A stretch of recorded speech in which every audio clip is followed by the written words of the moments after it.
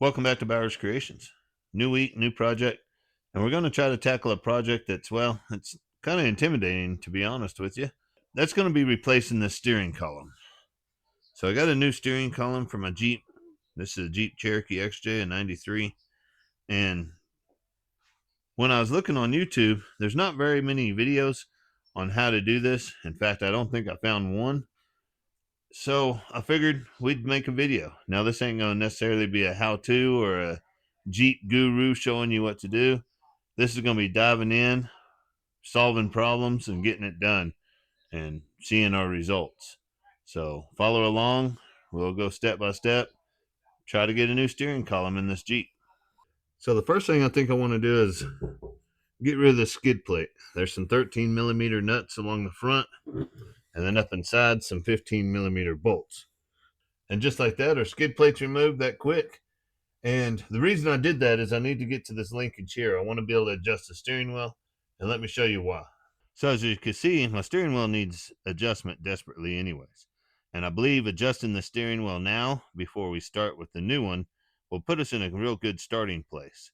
I think that'll make the project go a little easier, or at least I'm assuming that. So that's the first reason I want to adjust the steering wheel before we get started. How I'm going to do this is I'm going to back the Jeep in and out several times to make sure it's tracking properly. I want the tires real good and straight, so that when I adjust the steering wheel, everything lands where it's supposed to be. Now let's look under the hood and I'll show you the second reason why I want to do this.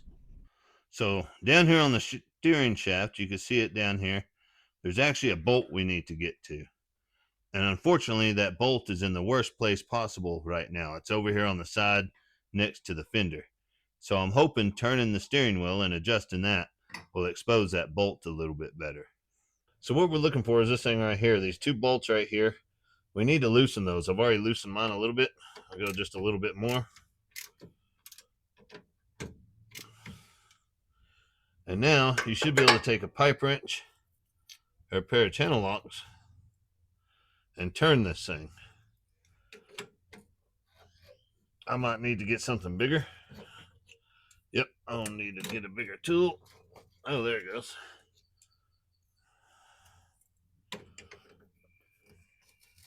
Now, as we turn that, that should turn our steering wheel. So what I'm going to do is I'm going to set y'all up in the Jeep, let y'all watch, and then I'm going to watch it from my phone here, and we'll see that steering wheel straighten itself out. So I've already been playing with this, and I know I need to go all the way around. I thought I could just come around that half turn, but it turns out I need to go all the way around to get the steering wheel where it needs to be.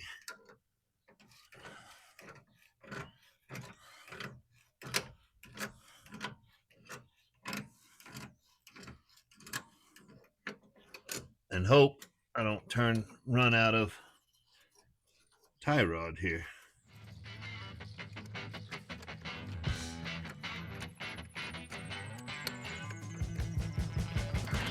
Which appears like it could happen.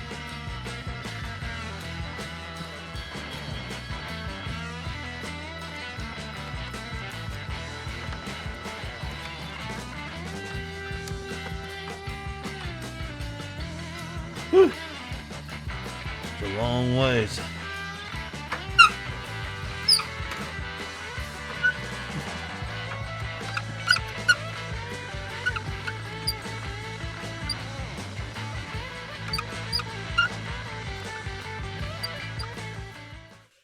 To be honest, I don't know if I really like that. I've come around a long ways. I'm almost out of threads on my tie rod. My pitman arm doesn't look like it's centered, or the gearbox. Now, I have had the steering wheel off a handful of times, and no telling what else has been done to it besides the lift. So I don't know that this is what I really need to be doing. So as I started cranking on this and turning that steering wheel, I started running out of threads. I had a whole bunch of threads sticking out here on both sides. That was the first thing that made me uneasy. But it also started kicking this pitman arm at a pretty good angle. And I knew that wasn't right. So let me show you what I did. So thanks to the parts Jeep, I do have another steering gearbox. And what I was able to do is I came in here and I pulled the pitman arm all the way to the left. I marked one of the splines on the shaft up here and then rotated the pitman arm all the way to the right. I was able to count the number of revolutions, divide that by 2, and then kind of center the pitman arm. And it appears to me if that pitman arm is pretty much parallel with the gearbox, that's center. And that's what we ended up with on the Jeep as well. So the next thing I did is I wanted to make sure that this steering wheel was pretty centered with how it's going to sit when it's in the truck. And then I took a few notes. The first one being, with that steering wheel centered, our bolt is right on top. So the next thing I wanted to do was make sure that steering wheel wasn't turned a revolution or two, or if it mattered. Now I'm fairly certain there's not a clock spring in these older columns, but I used this as a starting point, and I was able to go 4 very slow, gentle revolutions, and it still wanted to go some more. So that led me to believe it didn't matter as long as it was centered. I turned it back the 4 revolutions, centered it back up. I don't really believe it matters. If I'm wrong, let me know. But once I'd done all that, let me go back under the Jeep. So once I lined this pitman arm up, back with the pump, parallel with the pump, please note that the video is throwing that angle off. It is pretty parallel with the pump. Something else happened. Our bolt at the top of the shaft, or a bolt on the steering shaft up in here, is right on top again. So I think this is where I'm going to leave it, and we're going to start yanking the steering column out. So the first thing I did is I went ahead and crawled underneath, and I removed the 13 millimeter bolt from our steering shaft. Again, I hope you can see it, but it's kind of tight in there.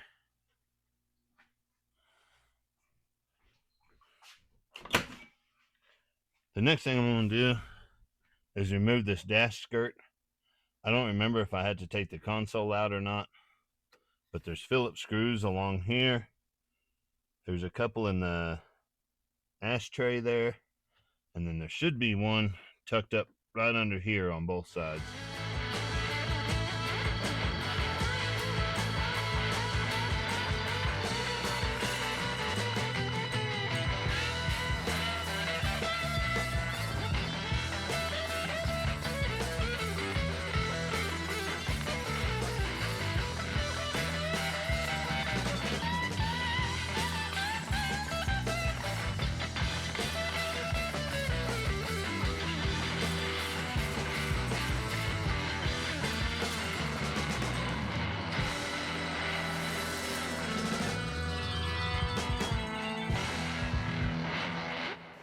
Alright, so we got it all loose. I'm a little nervous of getting it out of here because they're always broke right here at the ashtray.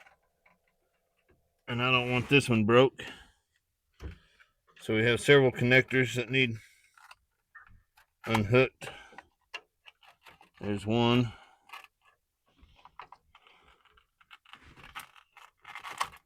There's 2.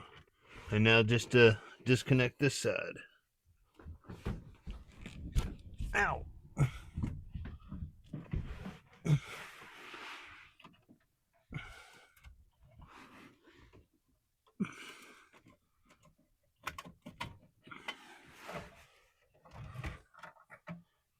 And there we go. Success.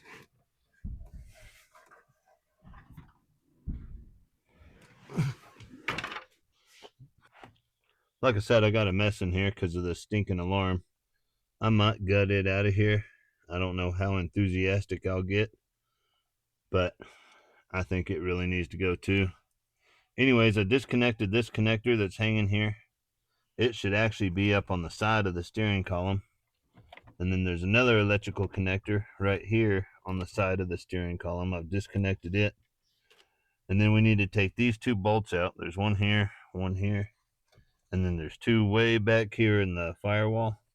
I'm going to take those 2 out first and then loosen the 2 up top just in case there's any other wires. I don't want it dangling by wires. So that's the process I'm going to go through. The firewall ones and then these two.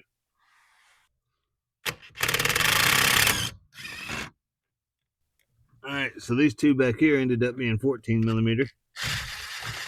Thought they'd be 15 also. See if we could get this other one.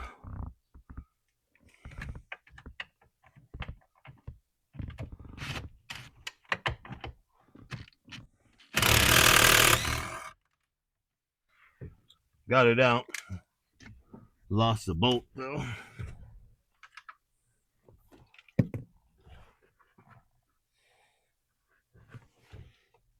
There we go. Now for these two, which I know those two are 15s.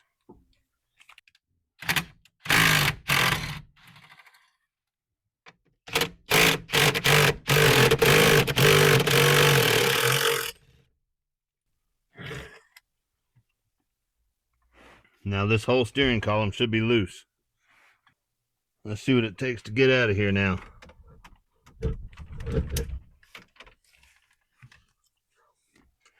And just what I thought, there's some electrical connectors on top.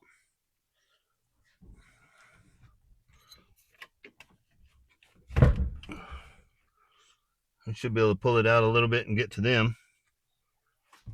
Let me show you. Right here, there's two electrical connectors.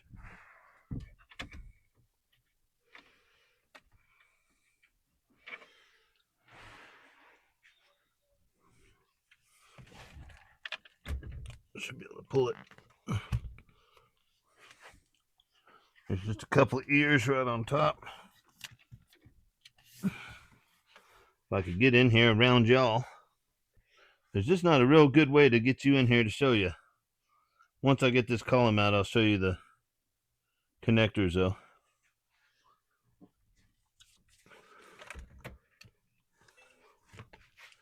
So when I seen this little rod on top of the steering column right here, I knew I might be in trouble. And let me show you why. So here, this steering column is the one we took out. This is for an automatic. And just so happens, this steering column came out of a manual. And if you notice, that rod connected here and here. Of course, I can move this bracket to the new steering column, but it doesn't have the same plastic, and it doesn't have this attachment point here for the rod. So I was like, oh man, I'm going to be in lots of deep doo-doo here in a minute. But let me show you what it does. And this is just in case you run into it or you're doing yours. Just know that you may not want to get a steering column out of a manual. But here's that cable right here. It's a little rod. It turns into a cable. But what that does is it locks out the button on the gear shifter. So right now I could shift gears and it don't hurt me none. Mine's a toy, and I think I'm going to forego it instead of worrying about it. But that way you know what it is and you don't make the same mistake I did. Get you an automatic column, not a manual, unless it's just a toy like mine. Now the next thing I'm going to do, and I'm not going to bore y'all with it, is I'm going to cut all this alarm out. That's all alarm there. These are all alarm cables. There's just a ton of it in here, and I'm going to cut it all out before we proceed and fix up some of this wiring some. Thought I'd show you this real quick. So apparently they needed to tie these two wires together. So they stripped it out, wrapped this around, then had it electrical taped, and then had it come over to this one as a jumper. Don't do that, folks. The joys of owning a Jeep, I tell you what. So this is what it looks like now that I've cleaned it up and cut out all that alarm. See down here in the floorboard all the junk I cut out of it. But we're ready to go back in with the steering column. Let me get you set up on the tripod. So my biggest fear with getting this in here is getting it to line up with the steering shaft on the outside. I don't know exactly how I'm going to do all that yet.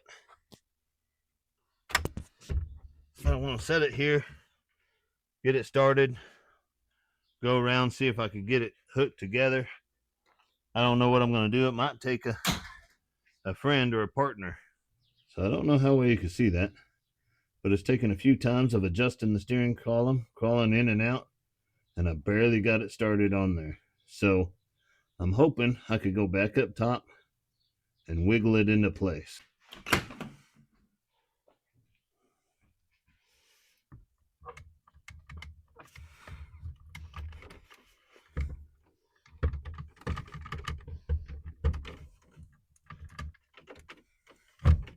Ooh, took a little finagling, but it finally popped right into place. So I'm gonna have to let this back down to rest so I could hook up all the connectors. All right, I got confused for a minute, but there's one connector right here on the left side. We'll hook it up real quick. And then there's two connectors right up here on the top. I'll snap those in real quick, hopefully. That one went in. And there went another one. And then we got one more connector right here on the side of it. Let's see if I can get that to snap in properly. All right, I think we got it. So now we just need to bolt it back in and start putting it back together. So I'm going to start with the two nuts that hold it up. These are 15 millimeter again.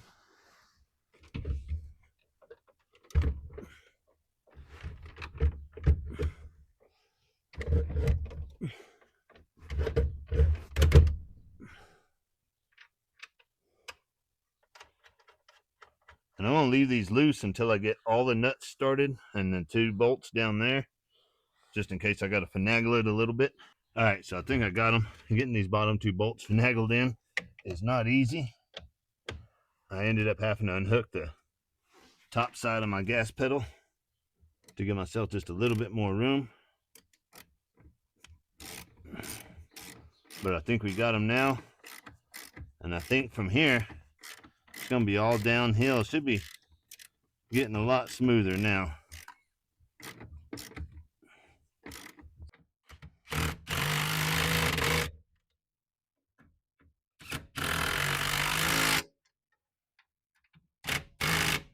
Don't forget to put your bolt back in your steering shaft.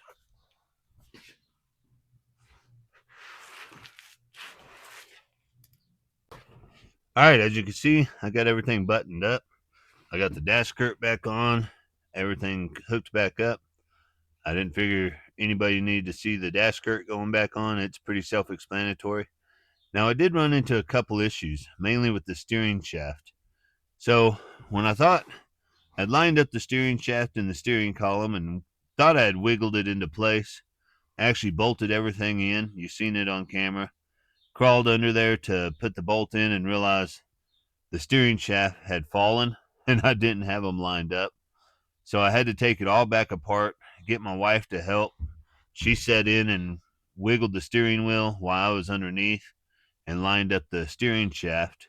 And then another issue I had, I guess from pushing on the steering shaft and trying to wiggle it in, it had actually moved it back towards the gearbox.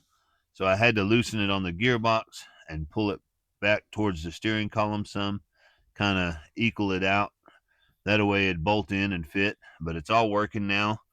I believe it's going to work out just great. The horn's working. That was one thing that had broke on my other steering column. The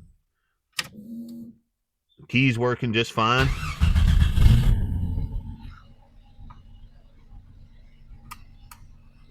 I got steering or turn signals,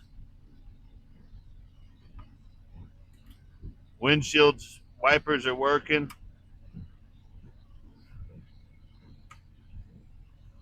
Flashers are working. This is something else that was broke on my steering column. So really the only thing left to do is take it for a drive, which I'm sure it's going to drive fine. There was nothing wrong with the drivability.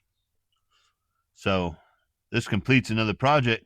But check this out. I scored something on Marketplace yesterday. Again, I swear that Marketplace gets me every time. I scored these yesterday, $350 for the tires and the wheels. They should bolt right up. There is a little bit of damage to these outer lugs. The previous owner didn't have enough lift and kind of marred up the outer lugs, but that ain't going to hurt me none. There's still a lot of service life left in these tires. I should have enough lift to run these unless I get too crazy in the rocks, which I doubt I will. I'm too old for that. Let me get these things sewed on here. We'll see what they look like.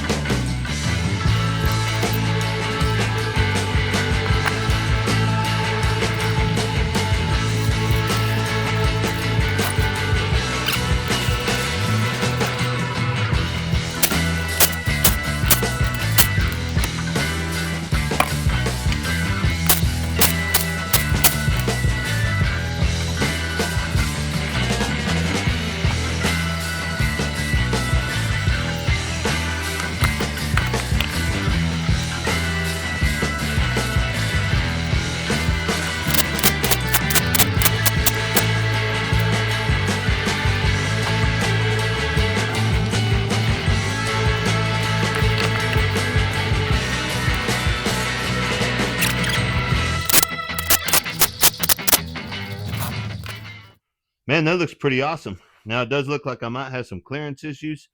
Unfortunately, I can't go test drive it right now. I got to go to my CE course. It's part of maintaining my electrical license.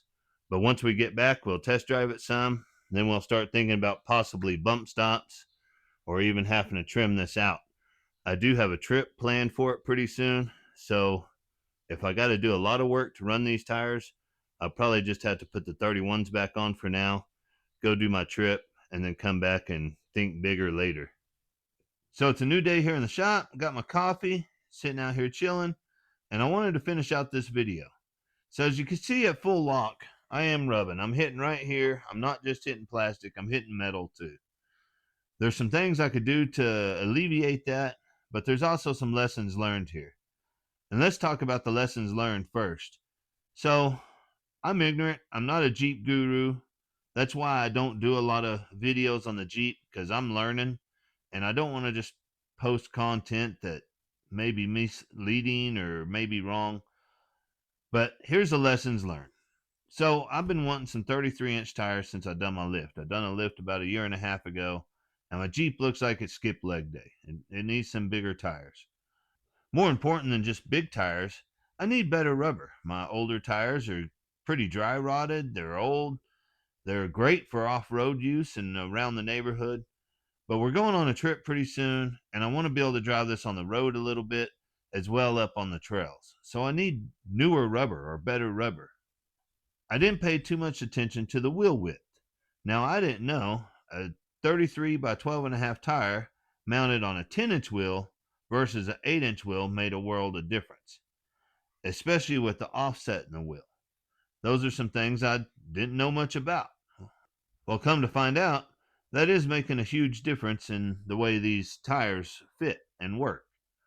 So, when I bought these tires, worst case scenario, I thought, if I don't like the wheels, I could always mount these tires on my other wheels or my black wheels I have.